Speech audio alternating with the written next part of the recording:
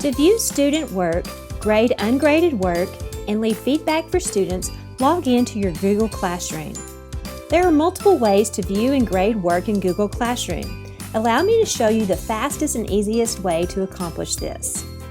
You are logged into your Google Classroom.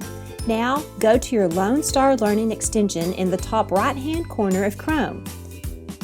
If you haven't already pinned your extension to your toolbar, you will want to do that now. Click on the puzzle piece to view your extensions. Choose Lone Star Learning Plus and select the thumbtack beside it. Now you have added it to your toolbar and you are all set. Let's click on the Lone Star Learning extension. You will see three options: Select Grades and Reporting. Under My Courses, select the course where the assignment you want to grade was given. Now select the class. You now see a list of student work and a list of students. Clicking on one of the assignments under Student Work will give you an overall view of class performance. You have to X out from here, so go back to your extension and choose Grades and Reporting, your course, and your class again. To look at the individual work, select a student name under Students on the bottom portion of this screen. You now see all the work returned by this student. Click on the assignment you want to grade or leave feedback for. Here, you can view an overall summary of the student work.